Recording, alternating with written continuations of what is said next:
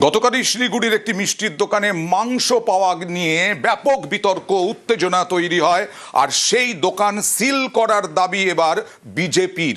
ওই দোকান বন্ধ করে দিতে হবে। শিলিগুড়িতে মিষ্টির দোকানে মাংস পাওয়া গিয়েছিল, দোকান মালিককে নোটিশ খাদ্য দফতরের। কথা বলবো প্রতিনিধি পার্থ প্রতিমের সঙ্গে। কোন জায়গায় দাঁড়ালো এবার? তোমাকে জানিয়ে রাখি যে শিলিগুড়ি দেশবন্ধু পার্কের নামী মিষ্টির দোকানে এখানে কারখানায় ফ্রিজের মধ্যে মাংস পাওয়া যায়।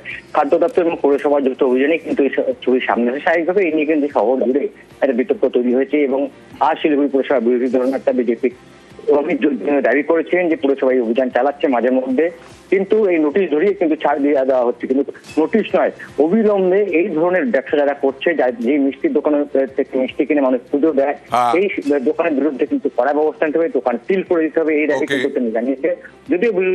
যদিও পৌরসভা ডেপুটি মেয়র তিনি সাফ জানিয়ে দিয়েছেন যে পুরসভা আইন অনুযায়ী চলছে এবং যে অভিযান চলছে ধারাবাহিক অভিযান এবং তা চলবে। অন্যদিকে দোকান মালিক পক্ষ তারা কিন্তু জানিয়েছে যে মিষ্টির সঙ্গে মাংসের কোনো সম্পর্ক নেই, কারণ যে মাংস এখানে পাওয়া গেছে সেটা আলাদা ফ্রিজ, সেখানে দেখি মাঝে মাঝে রেড হয়, মাঝে মাঝে রেডটা বন্ধ হয়ে যায়। এদের বিরুদ্ধে শুধুমাত্র রেড করলে হবে না, ফাইন করলে হবে না, ইমিডিয়েট তাদেরকে কিন্তু বন্ধ করতে হবে এবং তালাবন্দি করে এসব দোকানের বিরুদ্ধে কঠোরতম ব্যবস্থা নিতে হবে। ট্যুরিস্ট এবং প্রচুর ব্যবসায়ীরা আমাদের শিলিগুড়িতে আসেন, শিলিগুড়ি একটা ঐতিহ্য আছে। এইভাবে যদি পরপর চলে তাহলে নিশ্চিতভাবে আমাদের শহরনামও বদনাম হচ্ছে এবং সাধারণ মানুষের শরীরের সাথেও কিন্তু খেলবার হচ্ছে। আর শিলিগুড়ির ডেপুটি মেয়র এবং দোকান মালিক তারা কি বলছেন দেখুন। ওনারা তো বেসিক্যালি খবর টবর রাখেন না, ওনারা পথেও থাকেন না, রাস্তায়ও থাকেন না। নিয়ম করে শুক্রবার প্রত্যেক সপ্তাহে এই অভিযানগুলো হচ্ছে। সেখানে গিয়ে দেখা গেছে এই ঘটনা হয়েছে।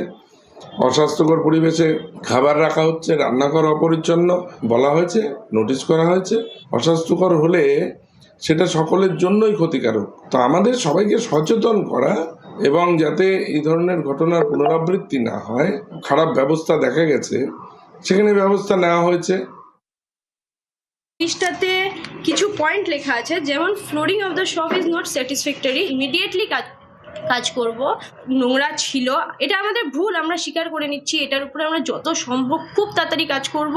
কোথাও যদি আমার কোনো ভুল থেকে থাকে সত্যি এর জন্য আমি ক্ষমা প্রার্থী, এটাকে আমি ঠিক করে নেব। মাংস পাওয়া গেছে এটা আমি মানলাম, স্টাফদের খাওয়া দাওয়ার জন্য আলাদা একটা জায়গা আছে, কিন্তু যেই ফ্রিজটাতে পাওয়া গেছে সেই ফ্রিজটা আমার স্টাফদের ফ্রিজ। আমার মিষ্টির সাথে এই মাংসের এটার কোনো সম্পর্ক নেই, কারণ দুটো সম্পূর্ণ সেপারেট।